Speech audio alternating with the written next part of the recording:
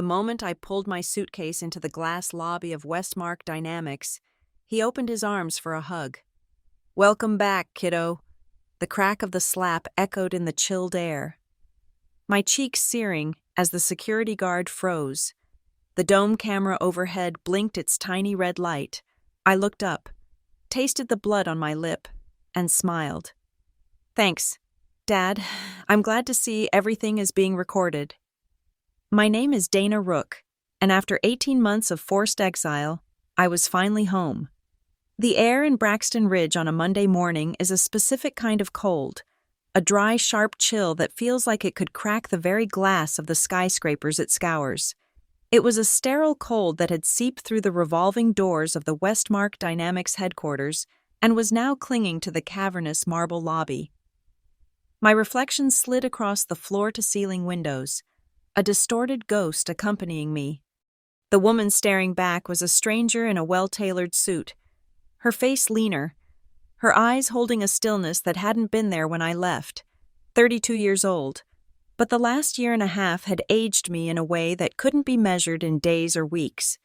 It was an age measured in lukewarm hotel coffee, in late-night conference calls from a time zone 3 hours behind, in the slow, meticulous piecing together of a truth someone had tried very hard to bury.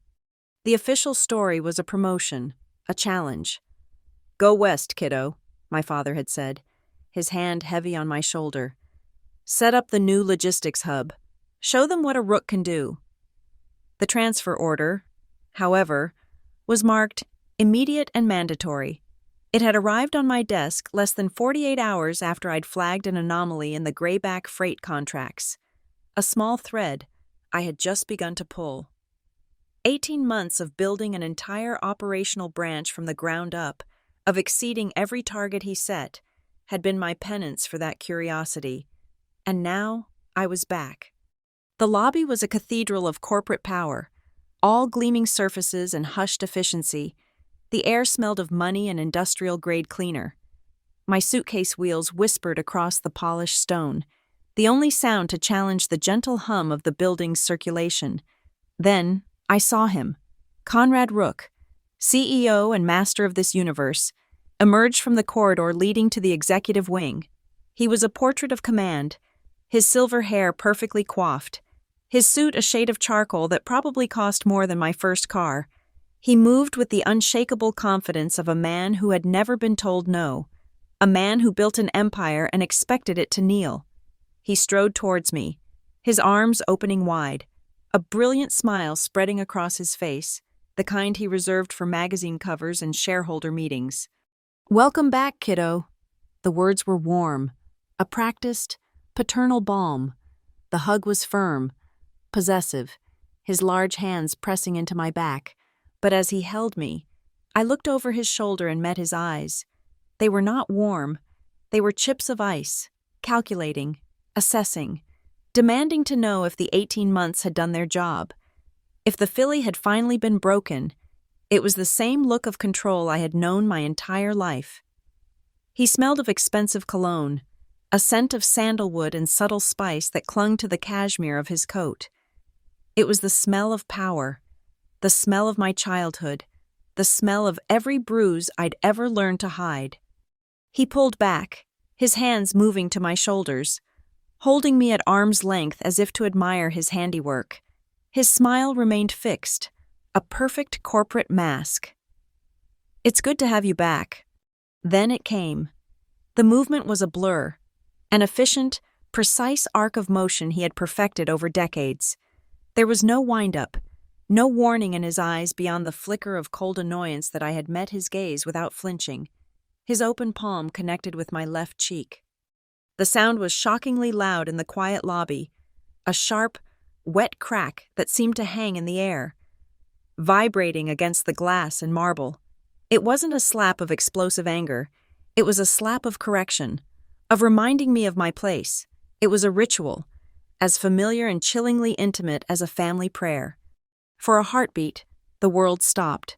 The young security guard near the entrance, a new face I didn't recognize, jolted, his hand instinctively dropping to the top of his belt.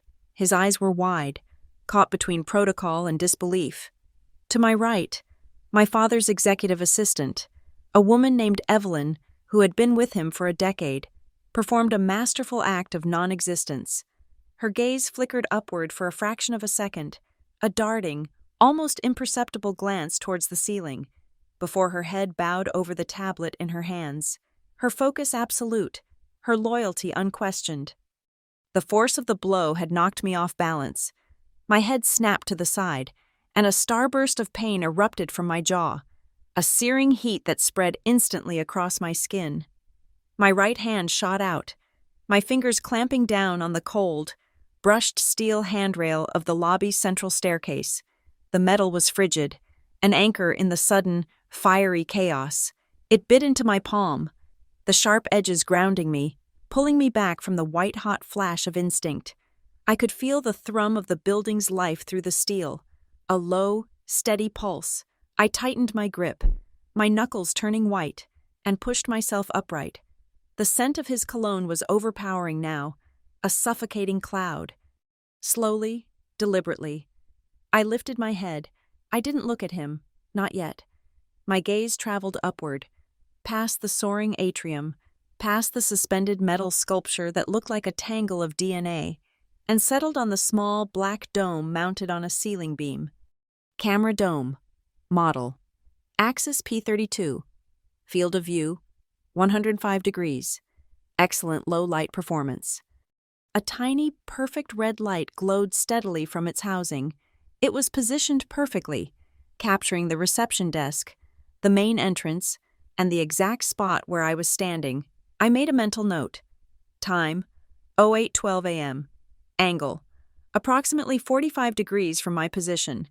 To my left, affixed to the glass wall, was a small, elegant sign, its lettering crisp and professional. These premises are under continuous video surveillance.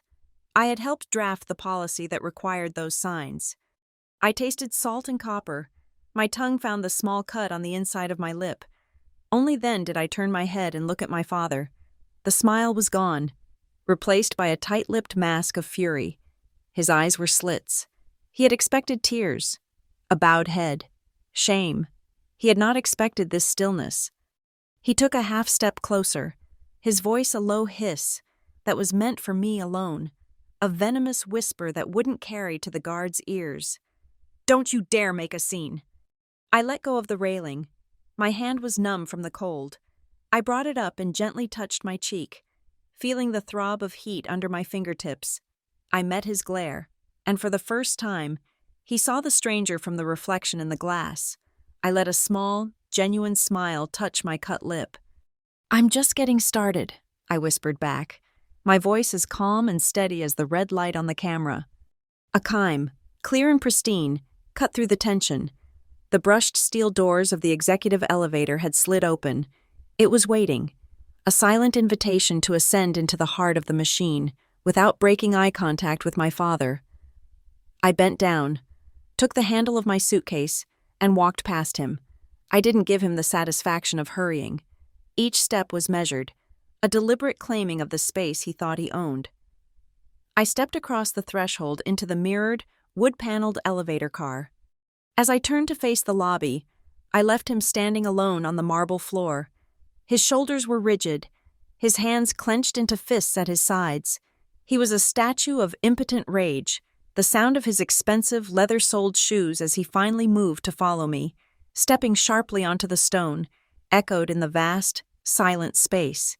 It wasn't the sound of footsteps, it was the ticking of a clock, a countdown that I had just started. The polished doors began to close, slicing him from my view, and I was on my way up. The elevator ascended in a silent, gilded cage, the polished mahogany walls reflecting a dozen versions of me, a woman with a livid, blossoming mark on her cheek, a woman whose suit suddenly felt like armor, a woman whose composure was a carefully constructed dam holding back a flood. In the reflection, my father stood behind me, his own image grim and fractured by the seams in the panels. We didn't speak. The only sound was the whisper of the cables, pulling us up toward the throne room on the 28th floor. "You've probably seen us in a magazine. Braxton Ridge Monthly runs a feature on us at least twice a year. Usually around the holidays, or just before the annual shareholders' meeting, the headline is always some variation of the same cloying theme. The Rooks, the family behind the wheel of Westmark. The photos are always perfect. Conrad Rook, a titan of industry, arm draped around his brilliant, smiling children. Me, in a crisp blazer, looking poised and capable, the heir apparent who learned the business from the ground up, and Lila, my younger half-sister, perpetually beaming, the photogenic heart of the family. We are the picture of dynastic success, a local dynasty built on logistics, trucking, and good old-fashioned American grit. The articles talk about our shared vision, our commitment to the community, our unbreakable family bond. They are masterpieces of fiction. The first crack in that perfect picture frame appeared when I was 9. That was the year my mother left. She simply vanished from our lives between one Tuesday and the next. The official story, disseminated with the cool efficiency of a corporate press release, was that she couldn't handle the pressure of being married to a man like my father. It was a neat, tidy narrative that painted her as weak and him as a victim of his own towering ambition. It was an explanation no one dared to question. The real story? The real story was a void. It was the sudden silence in the house, the empty space at the dinner table, the questions I learned to swallow before they could form on my lips. To ask why would have been an act of insubordination, and in the house of Rook, insubordination was not tolerated. After she was gone, the line between home and the office dissolved completely. My father didn't just bring his work home, he restructured our home to operate like a subsidiary of Westmark Dynamics.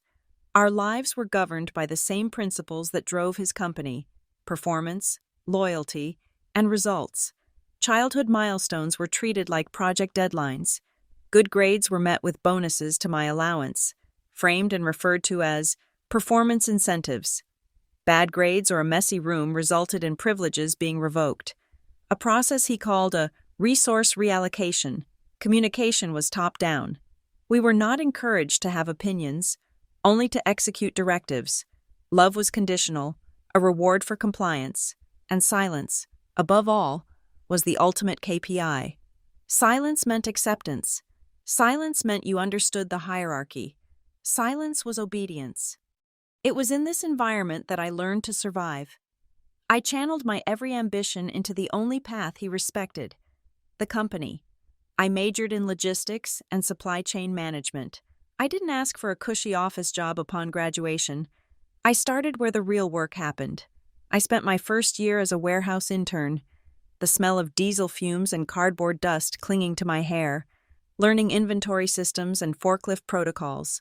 I moved to dispatch, then to fleet coordination, then to regional management. I climbed the ladder one rung at a time, my progress meticulously documented in quarterly performance reviews with my father. I earned every promotion, every ounce of respect I got from the people who worked on the docks and behind the wheels of our trucks. By the time I was 30, I was the director of operations for the entire Eastern Seaboard branch. I had proven I was a Rook, not just by name, but by merit. I had proven I could speak his language. Lila's path was different. She was born when I was 14, the product of my father's second marriage to a woman far more compliant than my mother had been. Lila was never groomed for the warehouse floor. She was groomed for the cover of the magazine. She is our internal brand ambassador. Her role is nebulous, involving community outreach and morale initiatives. In practice, it means she posts filtered, smiling photos on the company's Instagram feed. Her captions filled with hashtags like Westmark Family and Rook Legacy. Her reports consist of engagement metrics and follower counts. She is the living embodiment of the family in our new slogan, the proof that we are more than just a corporation. She is beautiful, charming, and completely oblivious to the engine that actually runs the machine she so cheerfully represents. She has never seen the dark, greasy underside. She has never had to. She has also never had to learn the unique skill of dressing for work in the Rook household. A high collar to hide a fading handprint on the neck. Long sleeves in the summer to cover a firm grip on the arm that lasted just a little too long. I became an expert in the pristine, white, button-down shirts that were part of the Westmark management uniform. They were starchy, impersonal, and excellent at concealing the geography of my father's moods. Each bruise was a lesson in what not to do. Don't question a decision in front of his staff. Don't hesitate when given an order. Don't show weakness. The physical marks faded. The lessons did not. 18 months ago, I made a mistake. I forgot a lesson. I was reviewing our freight carrier contracts and noticed a series of escalating payments to a company called Grayback Freight. The invoices were split into smaller, recurring amounts, each one just under the threshold that would require board-level approval. It was a classic red flag for embezzlement or kickbacks. I did my due diligence, compiled the data into a preliminary report, and requested a meeting with my father. I presented it not as an accusation, but as a concern, a potential vulnerability I had uncovered. His reaction was unnervingly calm.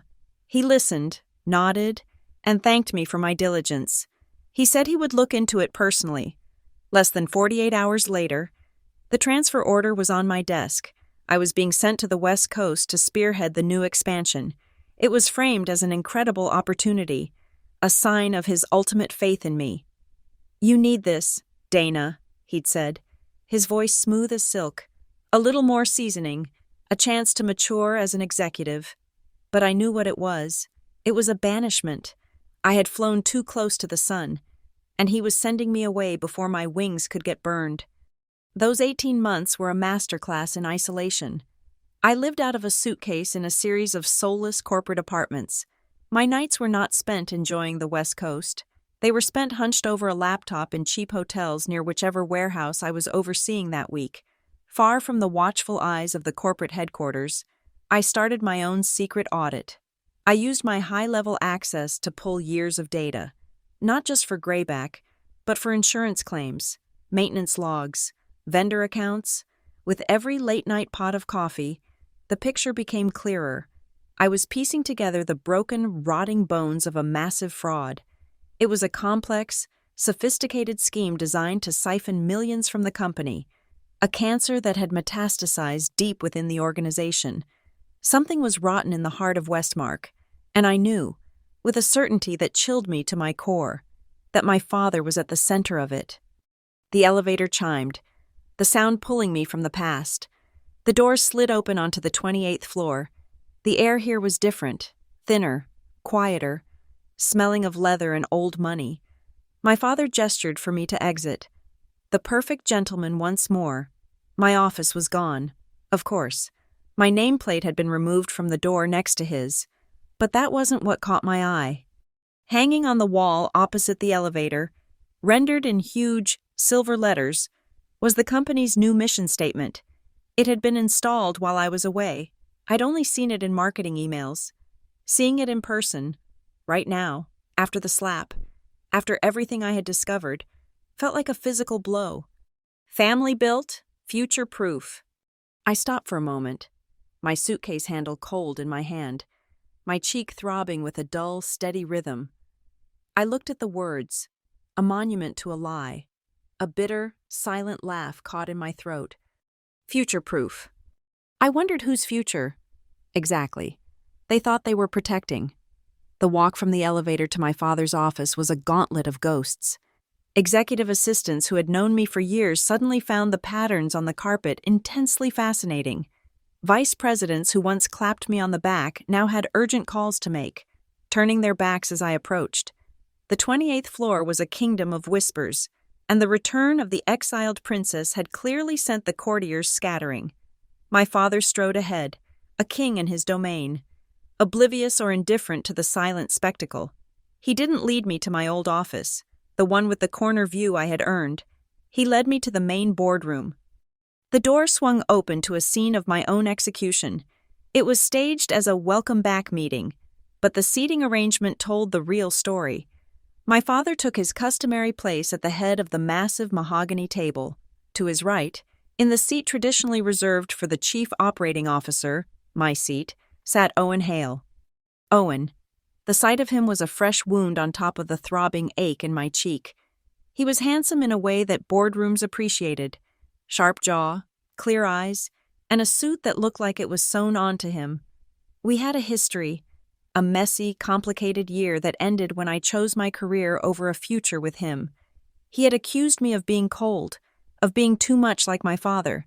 It seemed, in the end, that was a quality he had learned to admire. He looked up as I entered, a flicker of something, pity, guilt, in his eyes, before it was replaced by a smooth, corporate placidity. He was a perfect cultural fit. "Dana, good of you to join us," my father began, his voice booming with false magnanimity as I remained standing. "We were just formalizing some structural realignments that have been in development during your time on the coast. Your success out there has proven you have a unique talent for special projects." He let the words hang in the air. This was it, the public neutering. "Given your exemplary performance," he continued, a predatory smile playing on his lips, "we've created a new role that will leverage those talents perfectly. You'll be our new special project advisor, reporting directly to the COO's office. It will give you the flexibility to tackle unique challenges as they arise, a real opportunity for you." Special project advisor. It was a title so meaningless it was an insult, a corporate phantom limb.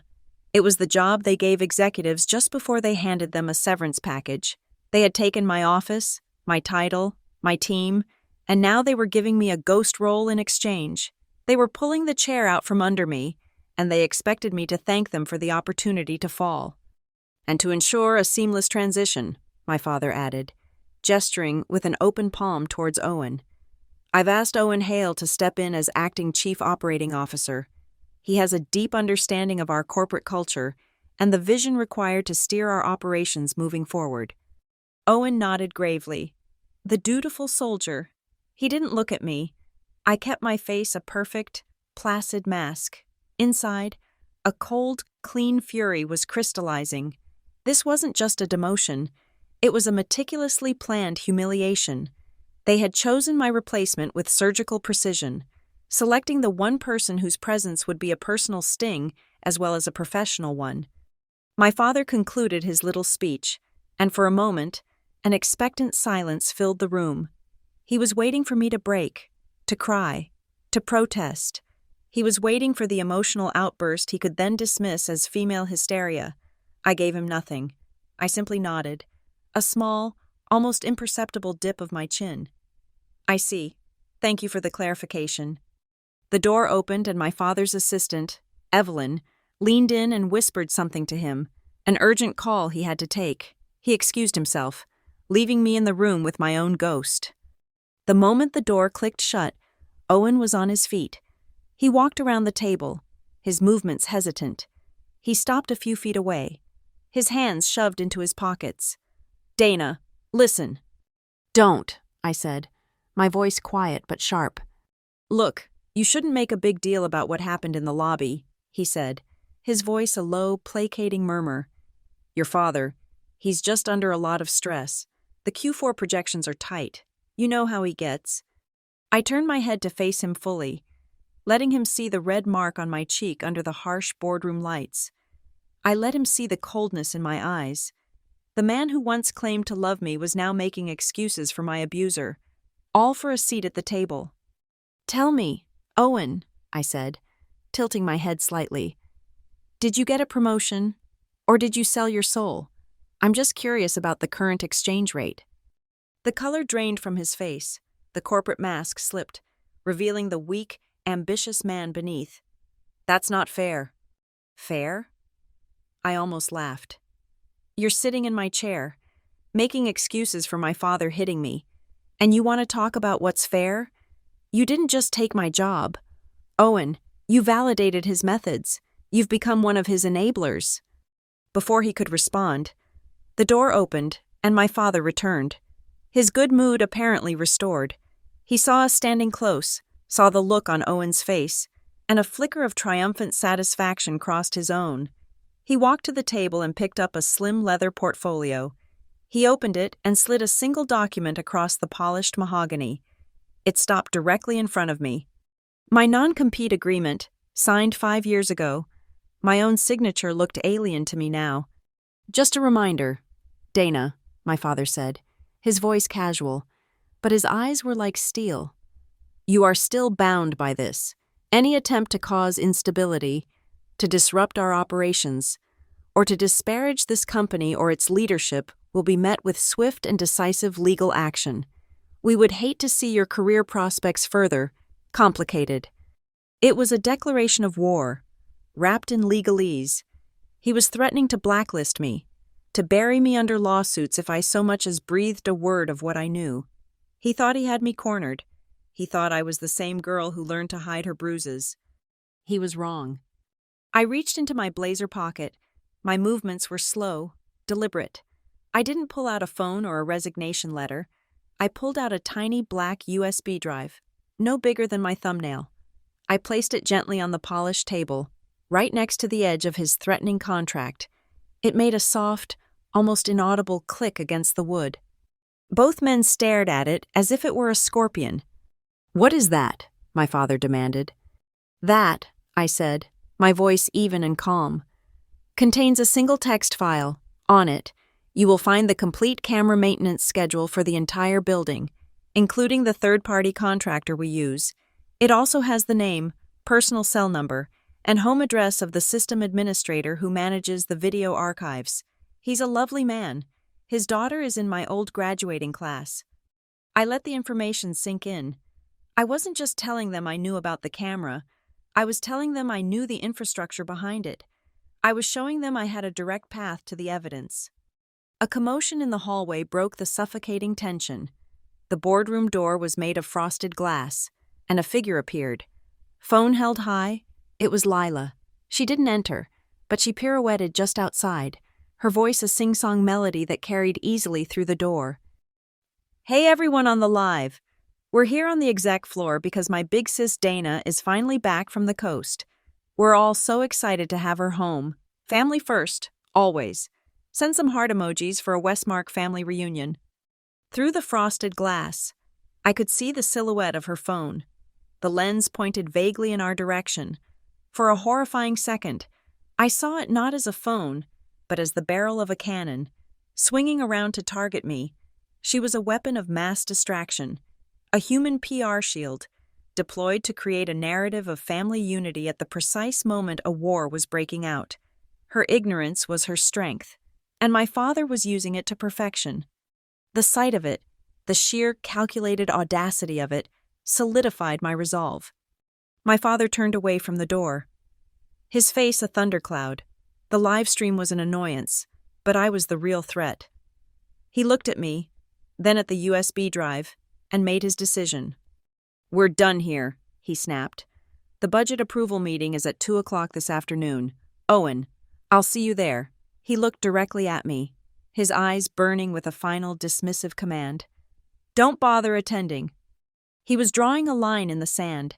Banning me from the most critical meeting of the quarter was the final act of my exile. He expected me to retreat, to take my meaningless new title and fade away. I picked up the USB drive and slipped it back into my pocket. I turned and walked toward the door. Not in defeat, but in purpose. As I reached it, I paused, my hand on the handle, and looked back at him over my shoulder. I'll be there, I said, my voice clear and carrying, a promise and a threat in one. Right on time. I didn't go to a new office. I didn't have one. Instead of ascending, I descended. I walked past the executive suites, past the marketing department with its bright, cheerful posters, past accounting with its muted, focused energy. I took the service elevator, a rattling steel box that smelled of grease and disinfectant, and went down past the ground floor, past the archives in the first sub-basement, down to the very foundations of the building, the infrastructure level, the company's central nervous system. The doors opened to a long concrete corridor, the air immediately 10 degrees colder. The plush silence of the upper floors was replaced by a deep, resonant hum that vibrated through the soles of my shoes. I followed the color-coded pipes and conduits along the wall to a heavy, insulated door with a single, ominous sign. Authorized personnel only. My keycard, still active, flashed green. The server room was like stepping into another world. The hum became a roar, a wall of white noise from 100 cooling fans working in unison. The air was arctic, sterile, and tasted of chilled ozone. Rows upon rows of black server racks stood like monoliths, their faces a galaxy of blinking green lights, each one a tiny digital heartbeat. This was the true heart of Westmark Dynamics, not the boardroom, not my father's office. This cold, loud, meticulously organized room was where every secret, every transaction, every email was stored, cataloged, and remembered. An old man in a gray technician's vest looked up from a rolling cart of tools as I entered. His name was Arthur Calder. He'd been with the company for over 40 years, a relic from a time before fiber optics and cloud storage. His face was a roadmap of wrinkles, his eyes tired but sharp. He'd known me since I was a little girl who sometimes came to the office with my mother. "Dana," he said, his voice barely audible over the roar. "Didn't expect to see you down here." "Hello, Mr. Calder," I said, raising my voice slightly. "I need to access a terminal for a few minutes. Archival review."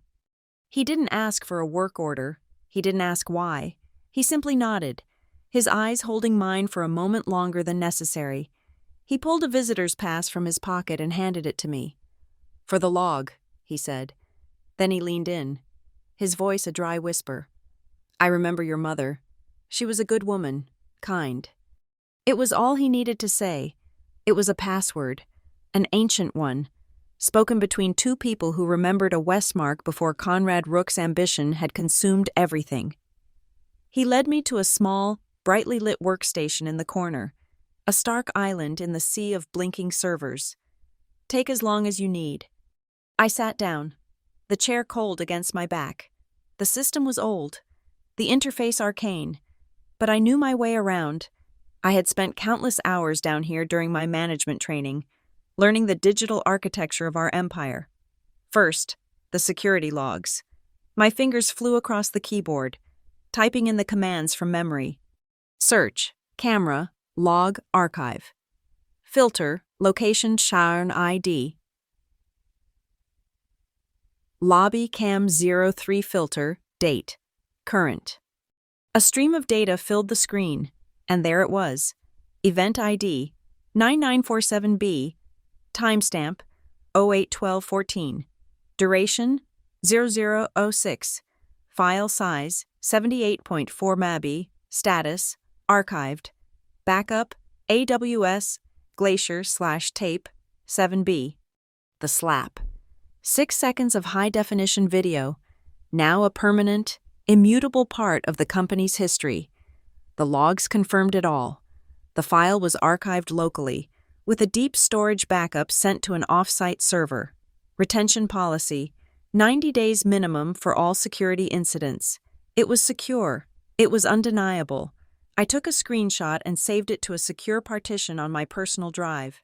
That was the trigger. Now, I needed the bullet. I navigated away from the security archives and into the labyrinth of the company's financial records. I typed in the path to a directory I wasn't supposed to know existed. A folder I had stumbled upon during my late-night research 18 months ago. Its name intentionally innocuous. Open. Root Finance, Admin, Vendor Archive. It was a digital graveyard of old contracts and forgotten partnerships, but I wasn't interested in the old ones. I filtered the search by vendor name. Grayback Freight. A list of documents populated the screen. Dozens of them. Just as I remembered. Instead of one large, multi-million-dollar annual contract, it was a series of smaller monthly service agreements. Each one was for an amount just under $250,000, the precise threshold that required review and approval from the full board of directors. It was a classic structuring scheme, designed to fly under the radar. I opened the first contract from 18 months ago, then the next, and on every single one, at the bottom of the page, was the authorizing signature, not my father's. His name was nowhere on them. Instead, the crisp, digital signature was the same on every document. Owen Hale. VP of Regional Operations. The breath caught in my throat. It was worse than I thought. Owen hadn't just been an ambitious suck-up who took my job. He had been an active participant. My father had used him to sign off on the fraudulent contracts, keeping his own hands clean. Owen's promotion to COO wasn't just a reward, it was a leash. He was complicit, and my father owned him completely. This was the rot I had sensed, the source of the funds being siphoned off through the phony insurance claims I had uncovered. Grayback Freight was the machine, and Owen Hale was the man with his hand on the switch. I bundled the contracts into a compressed file. This was the motive, the conspiracy. But I still needed the mechanism. I needed the rulebook. I navigated to the Human Resources Archives, to the driest, most tedious part of any corporation, the official policy and procedure manuals. I pulled up the Westmark Dynamics Employee Handbook, the most recent version, updated 3 years prior. I scrolled through the digital pages, past the mission statement and the vacation policies, to Section 7, Workplace Conduct, then to Subsection 3, Anti-Harassment and Violence, and there, buried in Paragraph 2, was the clause I was looking for. I remembered the day I wrote it. We had just settled a nasty lawsuit from a warehouse manager who'd gotten into a brawl with a subordinate. Our legal counsel had insisted we strengthen our policies. No one on the executive committee wanted to deal with it, so the task fell to me. I had drafted the language myself, making it as ironclad as possible to protect the company and its employees from liability. It was a piece of bureaucratic armor, and my father, in a hurry to get to a golf game, had signed off on it without a second thought.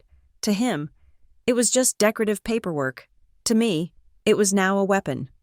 The clause read, "In the event of a credible allegation of workplace violence, particularly involving a direct physical altercation initiated by a superior against a subordinate, the accused party shall be placed on immediate, temporary administrative leave pending a formal investigation by an independent committee designated by the Board of Directors.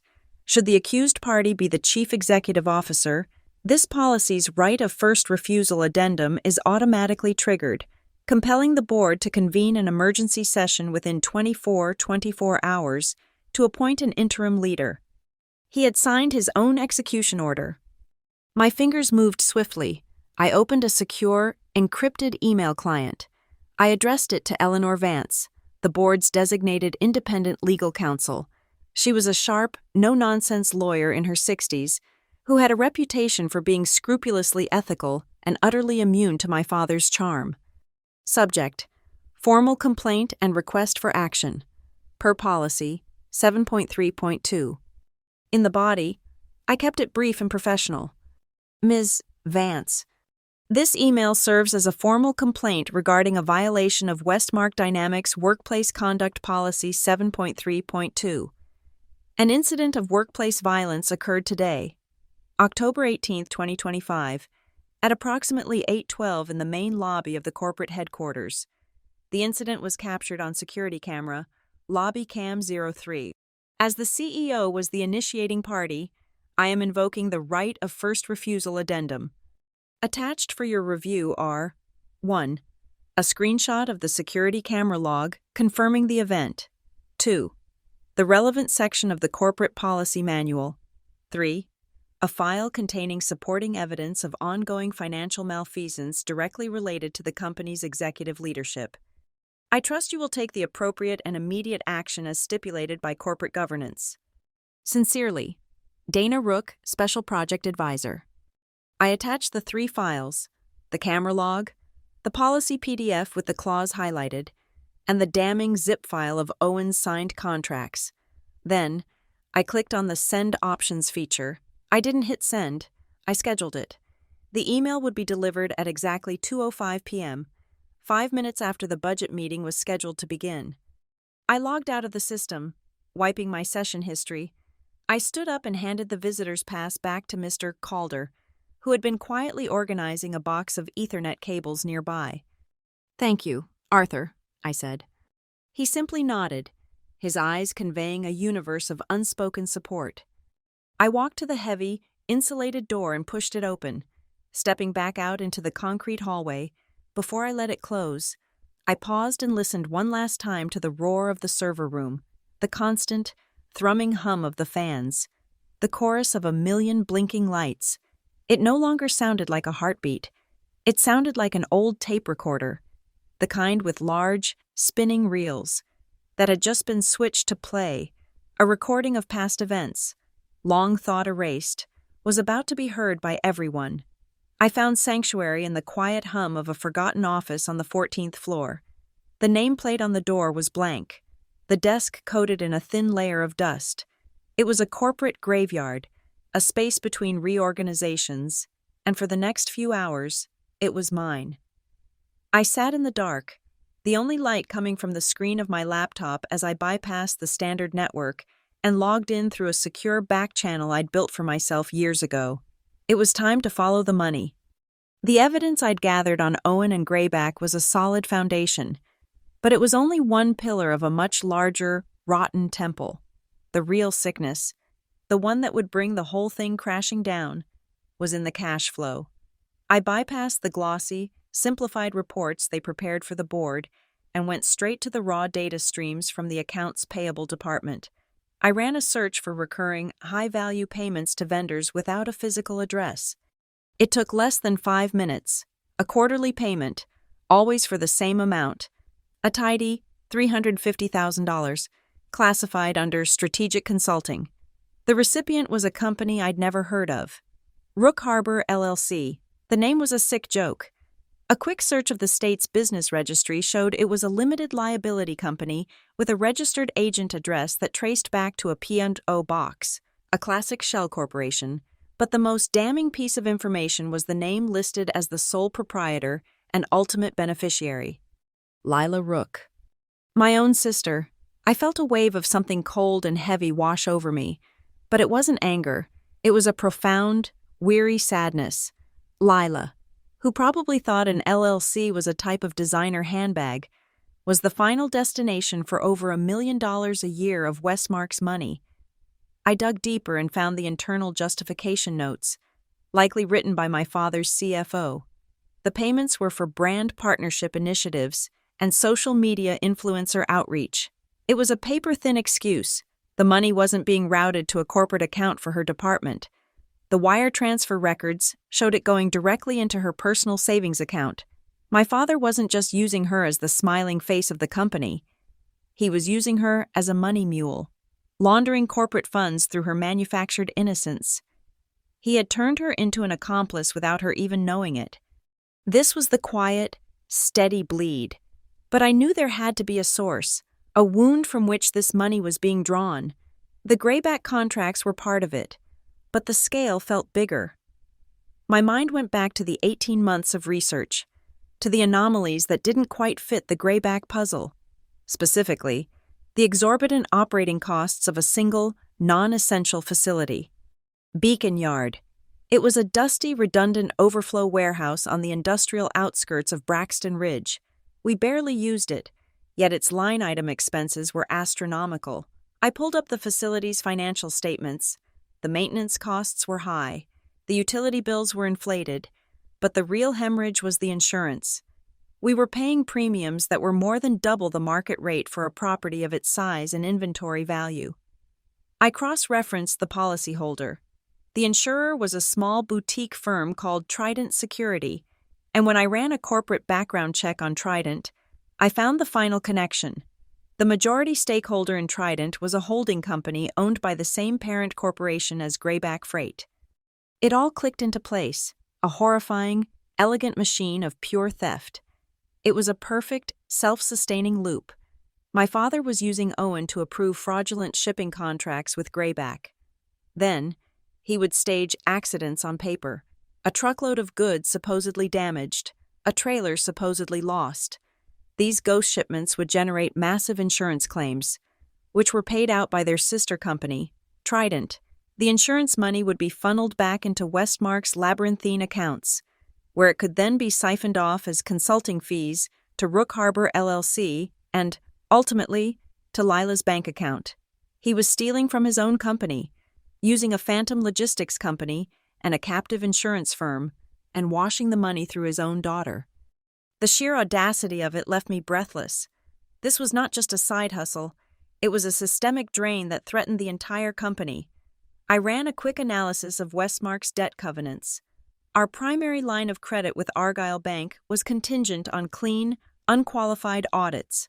If even a hint of this scheme were to be uncovered, the bank would call our loans, the credit line would vanish overnight.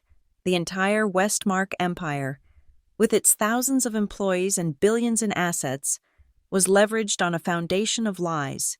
It wouldn't just stumble, it would collapse like a house of cards in a hurricane. One serious audit was all it would take. I opened a file on my laptop, an encrypted spreadsheet I had been building for over a year. It was named Beacon Accruals. It was my secret ledger, a meticulous record of every suspicious transaction, every inflated invoice, every payout I had traced. It was a map of my father's crimes. I navigated to the last column, which was currently empty. I created a new header, camera flag. Then, in the first empty cell, I typed the timestamp that had started it all, 0812. The moment the personal became inextricably linked with the financial, the moment he gave me the key to his own destruction. My mind drifted back to a loose thread, an email that had come in about a month ago, from an encrypted, anonymous address. I had flagged it at the time, unable to place its significance. I searched my inbox, and there it was. The message was short, just 7 words. Look at Beacon Yard, Tuesday nights? At the time, it had been a cryptic but unsubstantiated warning. Now, it felt like a map. Attached to the email was a short video file.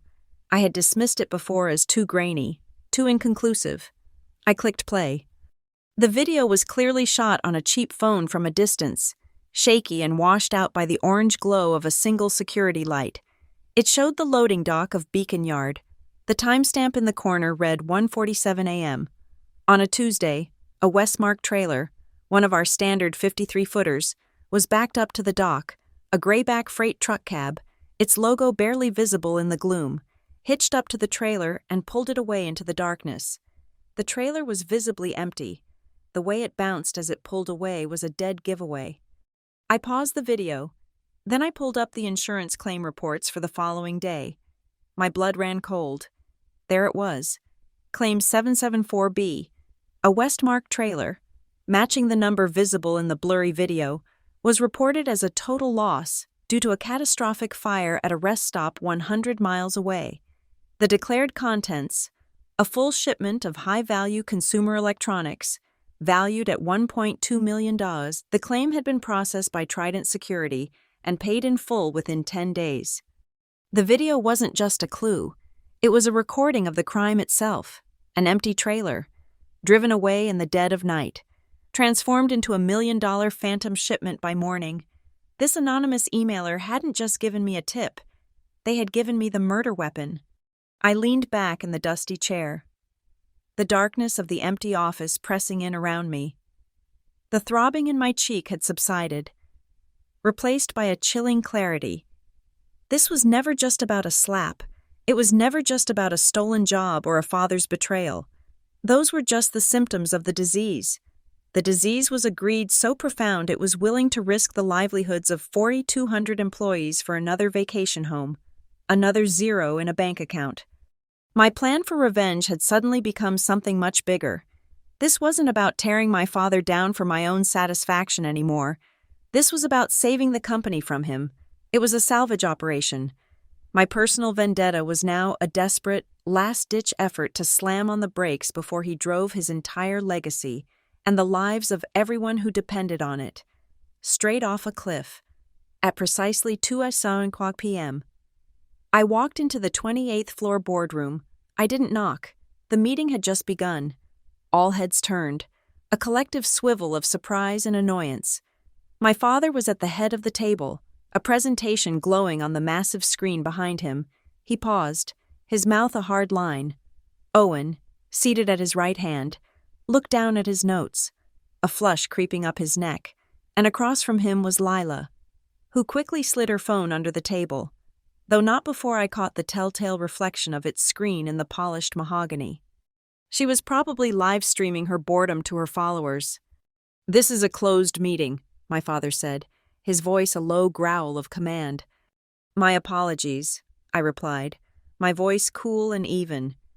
My invitation must have been lost, but as special project advisor, I feel my input on the company's financial future is essential. I took the only empty seat, directly opposite him at the far end of the long table. Placing a slim file folder in front of me, it was a calculated move, forcing him to either have me physically removed, an ugly scene he couldn't afford, or tolerate my presence.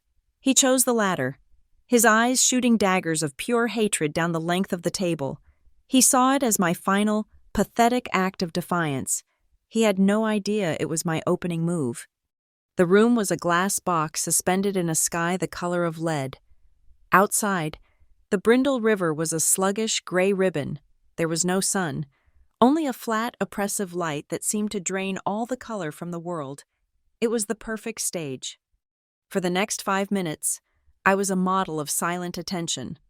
My father resumed his presentation, his voice regaining its smooth, authoritative cadence. He clicked through slides of projections and cost-benefit analyses, a masterful performance of corporate control.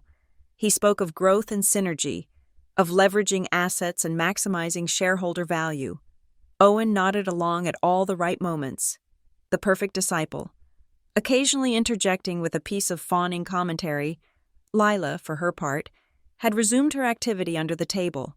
I could see the faint glow of her phone screen illuminating her lap as she smiled and typed, completely disengaged, a decorative accessory to the proceedings. My heart was a steady, heavy drum against my ribs. I kept my breathing slow and even. I watched the digital clock at the bottom of the presentation screen, 2:03, 2:04. At 2:05 p.m., I saw the chief financial officer, a man named Marcus Thorne, glance down at the tablet in front of him. A subtle frown creased his forehead. He had just received an email. My father was in the middle of a sentence about Q4 profit margins when I raised my hand. "Excuse me," I said, my voice cutting cleanly through his monologue. "On a point of order, I'd like to raise an issue of immediate corporate governance." My father's face tightened. "This is not the time, Dana. We're discussing the budget. This issue directly impacts the stability of the executive leadership and therefore the budget," I countered, keeping my tone respectfully firm. "I'd like to address the matter of workplace safety, as outlined in the Corporate Conduct Manual, Section 7, Subsection 3, Paragraph 2.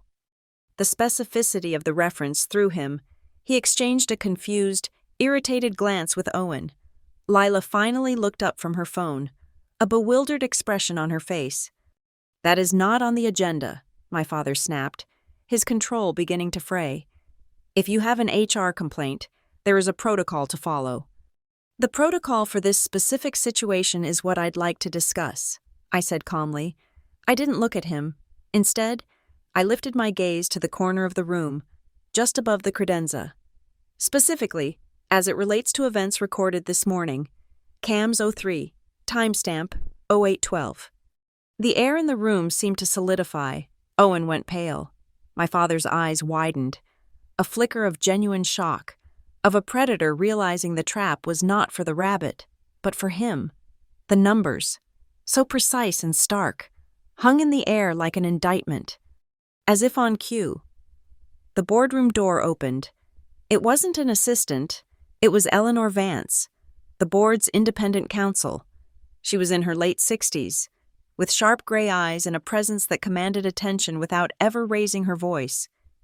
She held a tablet in her hand, her expression unreadable but intensely focused. "Conrad," she said, her voice crisp. "I apologize for the interruption.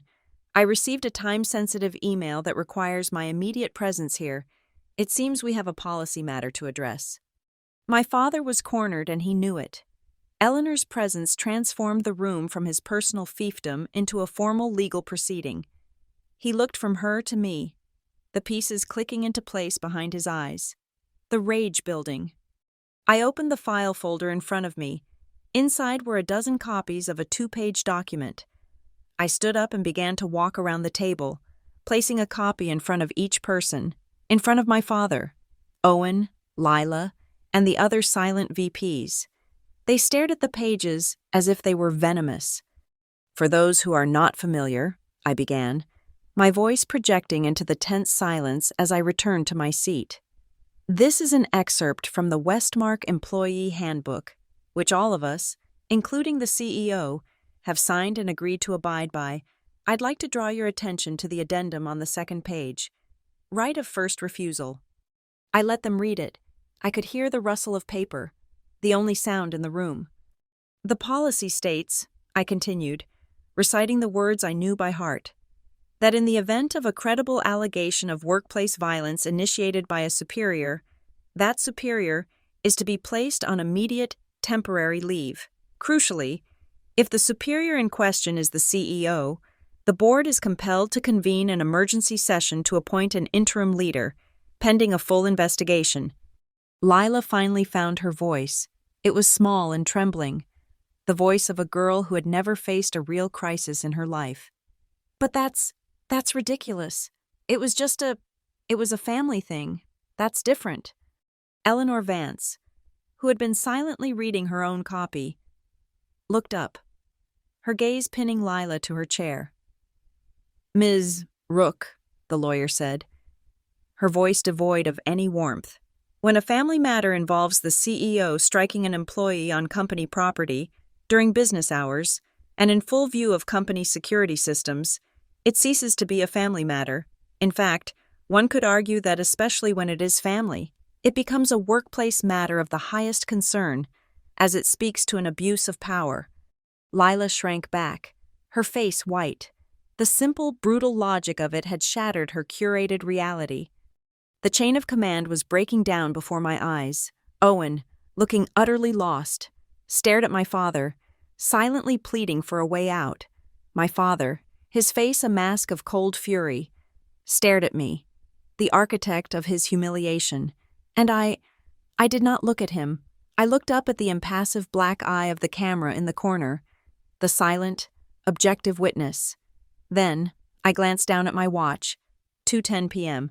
Everything was proceeding on schedule. This is an ambush, my father finally spat, his voice low and dangerous. A pathetic, transparent power play. It's policy, Eleanor corrected him smoothly. Your policy, signed by you. There is no proof, he blustered, grasping at straws. Only a baseless accusation. I let the silence hang for a beat.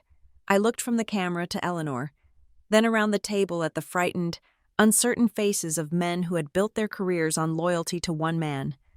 You're right, I said, my voice quiet but carrying the weight of absolute certainty.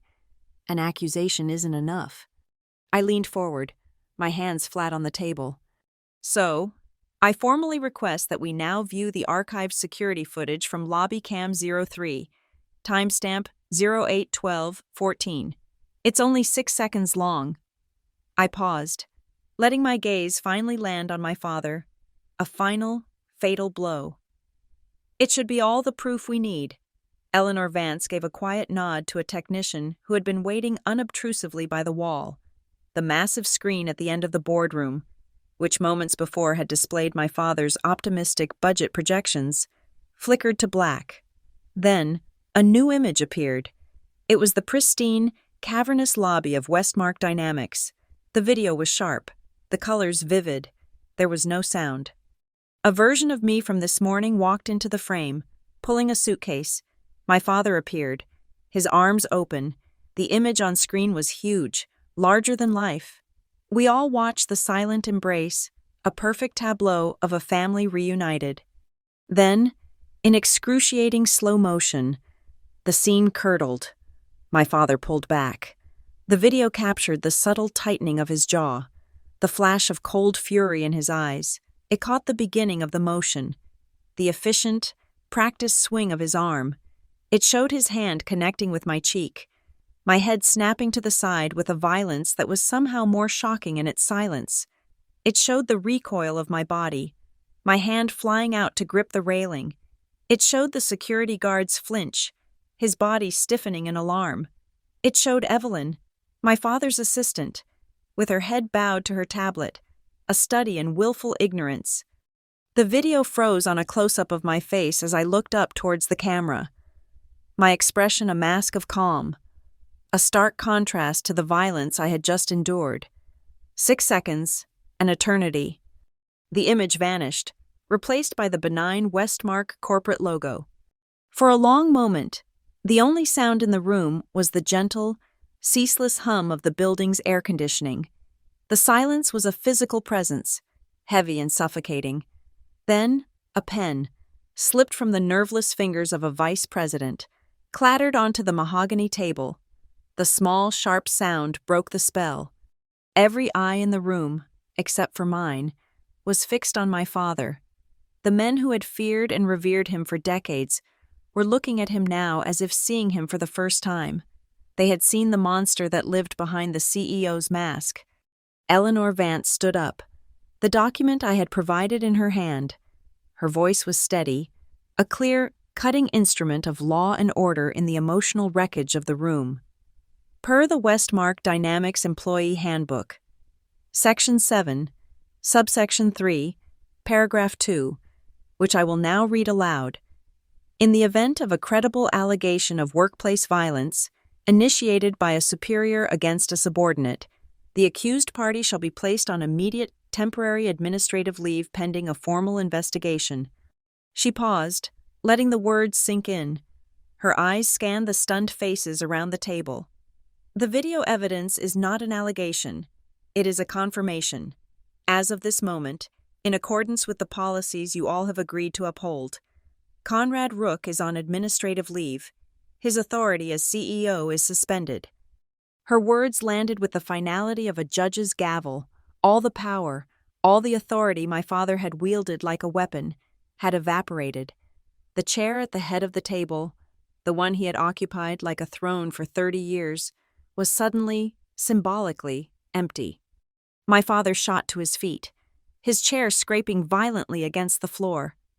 "This is my company!" he roared, his face purple with a rage that had nowhere to go. He slammed both of his hands down flat on the table, the impact making the water glasses jump. It was a gesture of pure primal fury, but it was hollow. The fear he had always commanded was gone. He was just a man, a violent man, trapped in a cage of his own making. He looked around the table, his chest heaving, but he didn't dare touch anyone. He couldn't. We had all seen the tape. From the corner of my eye, I saw a quiet, professional-looking young man, a paralegal from Eleanor's office, approach Lila. Her face was ashen, a mask of pure terror. She was fumbling with her phone under the table, her fingers failing to end the live stream. "Ma'am," the paralegal said quietly but firmly, "I need you to give me the phone." "What? No, this is my—" Lila stammered. "We are preserving evidence in an ongoing corporate investigation," he said, his tone leaving no room for argument. "This phone may contain evidence of public dissemination, which could be construed as witness tampering." The legal jargon terrified her. With a trembling hand, she surrendered her phone. The paralegal took it, tapped the screen a few times, and slipped it into a sealed evidence bag. The light in Lila's world had just been extinguished. In the ensuing chaos, Owen saw his chance. He cleared his throat, attempting to project an air of calm leadership into the power vacuum. "Eleanor is right," he said, his voice a little too loud, a little too eager. "The policy is clear. For the stability of the company, we must move forward. I suggest we hold a vote, as the bylaws require, to elect a temporary chairman to guide us through this." He was making his play, positioning himself as the steady hand, the logical successor. I let him finish. I let the other VPs absorb his suggestion. Then, as all eyes turned to me, I reached for the second, thicker folder I had brought with me. I didn't open it. I simply slid it into the center of the table. It made a soft, heavy sound as it came to rest. "Before you vote," I said, my voice as flat and cool as the glass overlooking the river, "you should know what else you're voting on." I tapped the cover of the folder. This contains my analysis of our contracts with Grayback Freight, signed exclusively by our acting COO, Mr. Hale. It also contains the inflated insurance policies for the Beacon Yard facility and a detailed breakdown of the fraudulent claims paid out by Trident Security. Finally, it contains the wire transfer records for a shell corporation named Rook Harbor LLC. I paused, letting the names settle over the room like a shroud. You are not just choosing a temporary leader, you are choosing what to do about a conspiracy to defraud this company of millions of dollars. A conspiracy that goes far beyond what you saw in that video. I looked from face to face, meeting each of their terrified gazes. If you choose wrong, I said, my voice dropping to a near whisper. If you choose to protect the man who just vacated that chair, you are choosing to make this fraud your own, and when the auditors and the banks find out, you will take the whole company down with you. A long, heavy silence followed. The VPs looked from me to my father, then to the folder on the table. The choice was no longer about loyalty, it was about survival. An old man at the end of the table, a board member named George Andover, who had been with the company since before I was born, finally spoke. He had a reputation for being quiet and thoughtful. He looked at me. His aged eyes filled not with fear, but with a weary understanding. "Ms. Rook," he said, his voice raspy, "how long have you been preparing for this?" I met his gaze and gave him the only answer that mattered. Since the first slap. The truth of it, the weight of a lifetime of such moments, settled in the room. This wasn't a rash, emotional outburst. This was a reckoning. Eleanor Vance nodded to her paralegal. "Please distribute the ballots." The young man moved silently around the table, placing a small, folded slip of paper and a pen in front of each voting member of the board. The air grew thick, charged with the smell of paper, ink, and a cold, primal fear.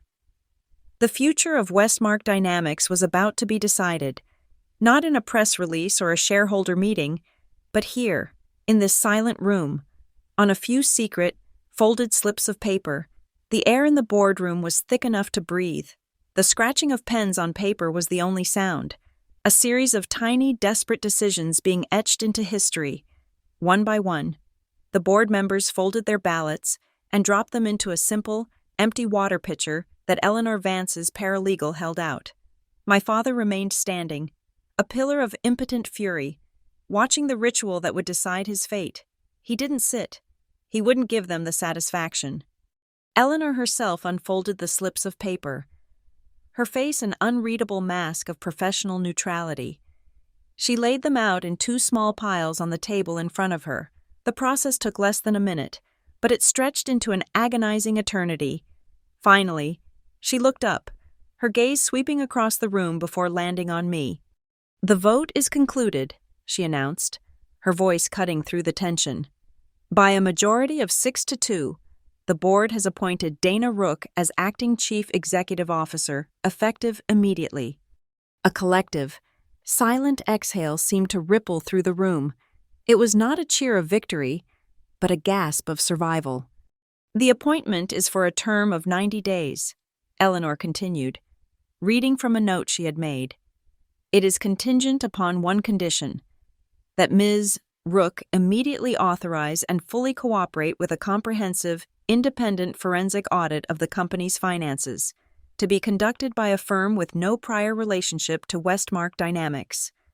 The board had chosen self-preservation. They had thrown my father to the wolves to save themselves. Before anyone could react, before my father could unleash the fresh torrent of rage building in his eyes, I spoke. This was my moment, and I would control it. "Thank you. Members of the board," I said, my voice steady and strong. I rose to my feet, no longer the exiled daughter but the woman in charge. "I accept the position and its condition. In fact, I've already taken the liberty of preparing for it." I opened my laptop, which had been dormant on the table, with a few keystrokes. I brought a new document up on the main screen, replacing the Westmark logo. It was a term sheet, dense with financial language, under the letterhead of Argyle Bank. This is a pre-negotiated term sheet for a $50 million bridge loan from our primary lenders, I announced. I've been in confidential discussions with them for the past 2 weeks. They were concerned about certain financial irregularities they had flagged. This loan is designed to ensure our operational stability during the coming transition. The key clause, as you can see highlighted here, is that the loan only becomes effective upon a formal change of control at the CEO level. I had just pulled the financial pin on my own grenade. I hadn't just planned for a coup. I had secured the funding to survive it. I had anticipated the market's panic and built a firewall. Owen stared at the screen, his face a mask of disbelief. All the color had drained from it. He looked at me, his mouth slightly agape. The ambitious corporate climber suddenly realizing he was playing a completely different game, one for which he was hopelessly outmatched. You planned all this? He stammered, the words barely a whisper. I turned my gaze on him, a cold, surgical focus. You signed a dozen fraudulent contracts with Grayback Freight. Owen, I handled the rest. I didn't know they were fraudulent, he protested weakly, looking around for support that wasn't there. Your father told me they were standard overflow agreements. He said he needed my signature to expedite them. Plausible deniability, I said with a dismissive shrug. It's a classic middle management survival tactic, but it doesn't work when you get greedy. I tapped another key. The term sheet on the screen was replaced by a new image, a screenshot of a text message conversation. The contact at the top was labeled GF. The message, from Owen, was damningly clear. 1.5% is the deal, not a penny less. Wire it to the secondary account. Make it happen. I believe this was from your negotiation for the kickback, I said, my voice devoid of emotion. The secondary account traces back to a holding company registered in your mother's name. That was sloppy. Owen. He made a small, choking sound. It was over. The lie was dead. There was nowhere left for him to hide. A sob from across the table cut through the silence. It was Lila. Tears were streaming down her face, ruining her perfect makeup. I don't understand, she cried, looking at me, her eyes wide with a child's panicked confusion. What is Rook Harbor? Dad told me it was a PR deal, for my brand. He said the money was from a special partnership. I looked at my half-sister, the pampered, oblivious princess in the tower, and for the first time, I felt a sliver of pity, but it was quickly cauterized by the cold, hard truth. Lila, there was no PR deal, I said, my voice firm but not unkind. That money wasn't from a partnership. It was the money we were supposed to use to upgrade the ventilation systems in the Dayton warehouse. It was the money that was earmarked for the new safety harnesses for the loading dock crews. It's not brand money. It's the blood money of our own employees, stolen and funneled into your savings account so you could post pictures of your new handbag. The words hit her like a physical blow. She crumpled in on herself, her sobs turning into ragged, heaving gasps. The fantasy world my father had built for her had just been bulldozed. I turned away from her, my focus shifting back to the business at hand. I looked at the CFO, Marcus Thorne. Marcus, my first directive as acting CEO. You are to immediately suspend any and all payments to the entity known as Rook Harbor LLC. Freeze the account. My second directive, place an indefinite hold on all pending insurance claim payouts related to the Beacon Yard facility. Is that understood? Thorne, a man who had been my father's loyal soldier for 20 years, looked at my father, then at me, and saw the new reality. He gave a single, sharp nod. Understood, Madam CEO. At that moment, the boardroom door opened again. 2 uniformed security managers stepped inside. They were senior personnel, men I knew by name. They didn't move towards anyone. They simply took up positions on either side of the door, their hands clasped behind their backs, their faces impassive. Their presence was a clear, unmistakable signal. The old king was in checkmate. No one in the room, not even the VPs who had voted for me, could meet my father's eyes. They stared at the table, at their hands, anywhere else. He finally turned his burning gaze on me, all pretense gone, leaving only the raw, wounded rage of a deposed tyrant. "You are not my family," he snarled, his voice a venomous rasp. "You are nothing to me." "You're right," I replied, meeting his hatred with a calm that felt like it had been forged in ice. "My family is the 4,200 employees of this company whose livelihoods you were willing to sacrifice. I'm one of them." The final, brittle thread of the old world snapped. Slowly, without a word. Owen Hale reached into his suit jacket. He pulled out his corporate ID and security keycard.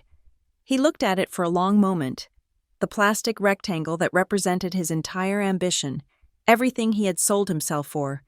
Then, with a quiet finality, he placed it on the polished table.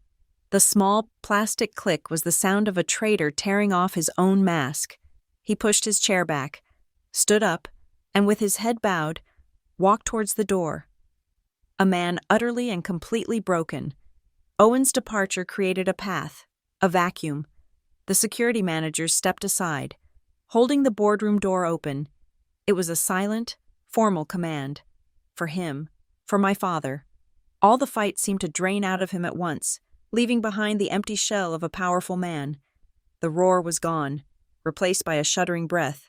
He turned, not looking at anyone, and walked the long, lonely distance from the head of the table to the door.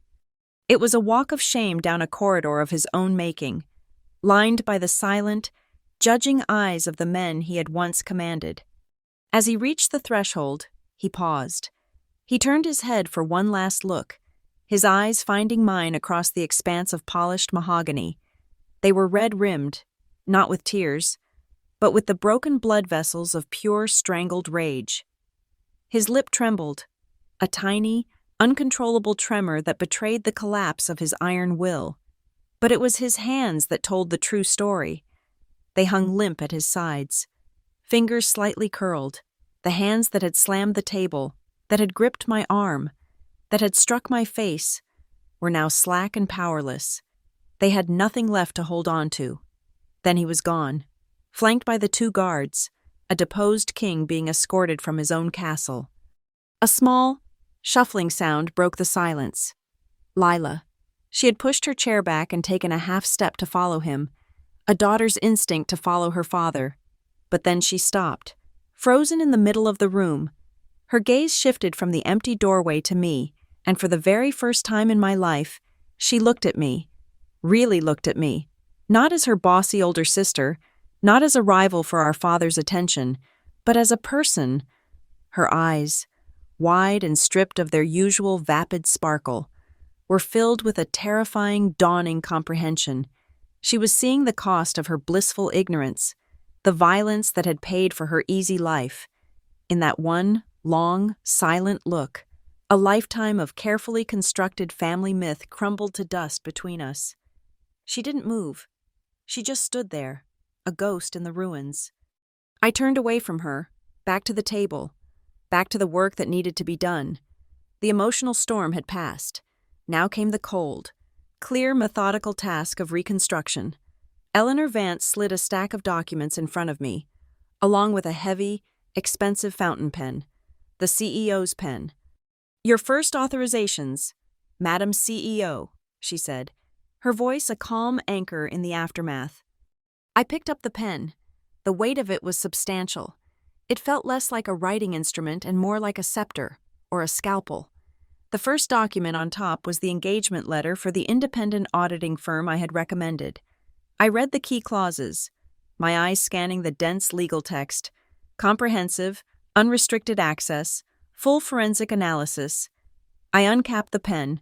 With a steady hand, I signed my name at the bottom, the first signature. It was a clean, sharp stroke of black ink on white paper. With that single motion, I had turned on a searchlight that would illuminate every dark, corrupt corner of the company I had just inherited. I was authorizing a complete, invasive surgery to cut out the cancer my father had planted. I pushed the signed document aside. The next one was a single page. It was an executive directive I had drafted myself, late last night in a lonely hotel room. It was a whistleblower protection and incentive program. It established a new, fully anonymous hotline, managed by a third-party ethics organization, for any employee to report misconduct without fear of retaliation. It offered legal protection and financial rewards for credible information, leading to the recovery of stolen company funds. I signed it without hesitation. The second signature, this was for Arthur Calder in the server room. This was for the anonymous emailer who sent me the video of Beacon Yard. This was for every single employee who had seen something wrong and had been too afraid to speak up. It was a promise, a shield. I was telling them that the rules had changed. Silence was no longer the price of survival.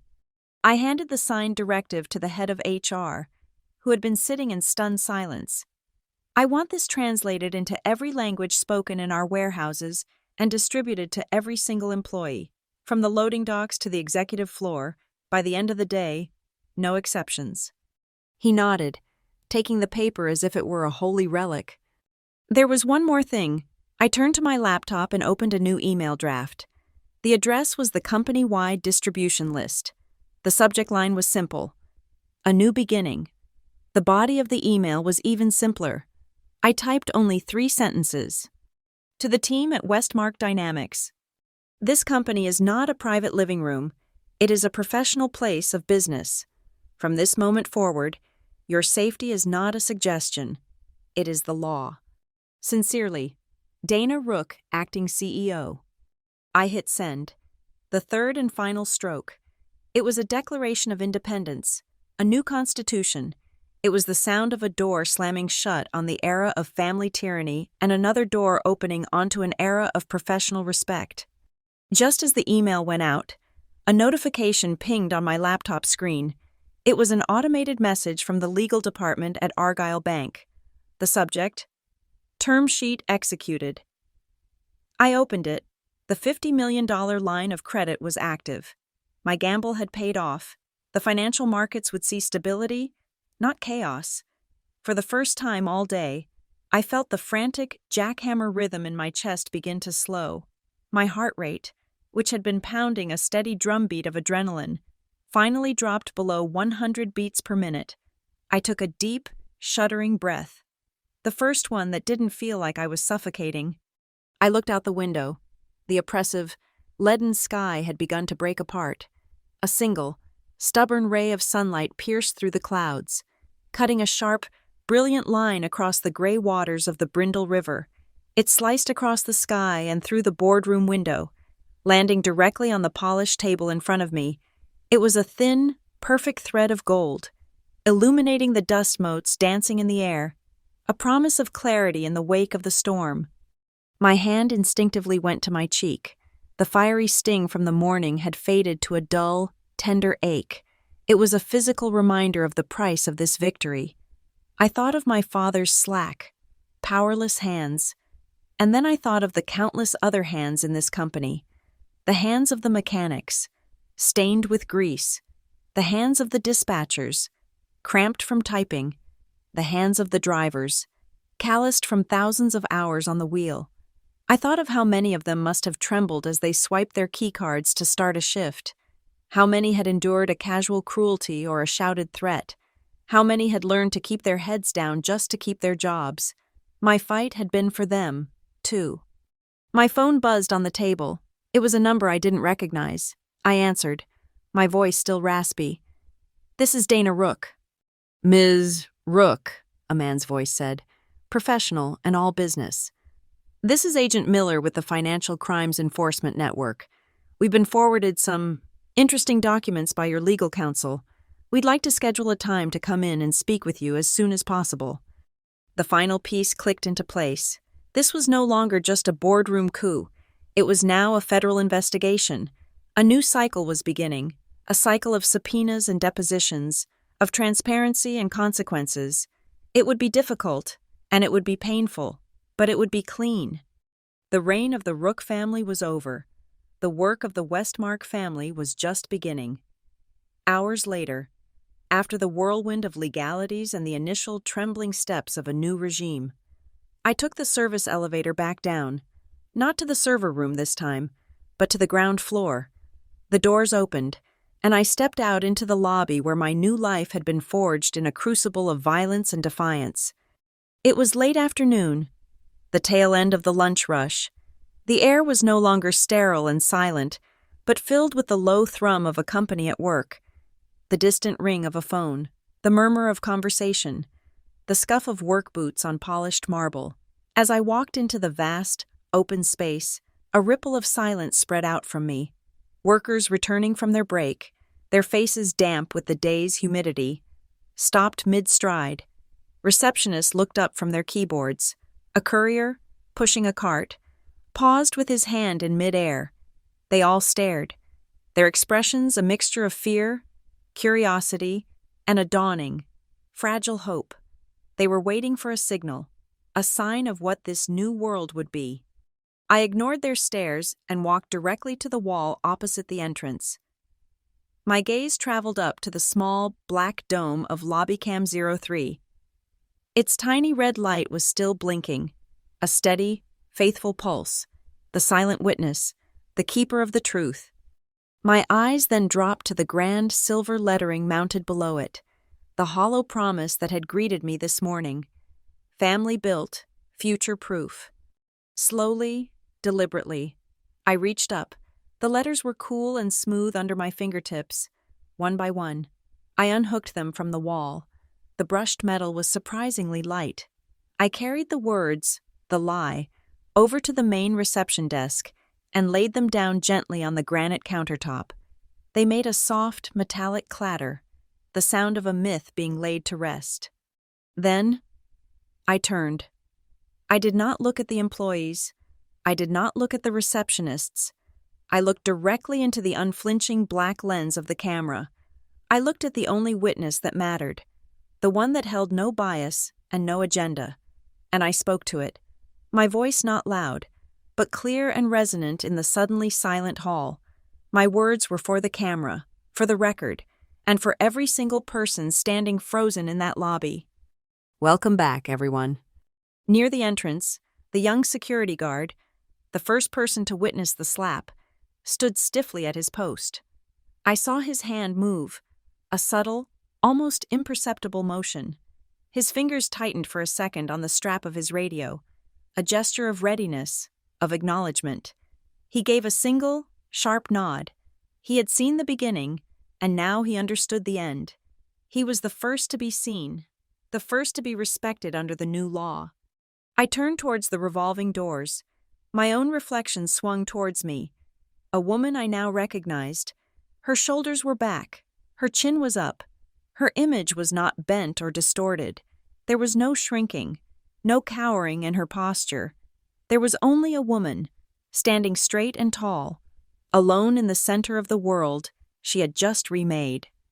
A clear, pristine chime cut through the air. The executive elevator, the one that had carried me up into my own ambush this morning, had arrived.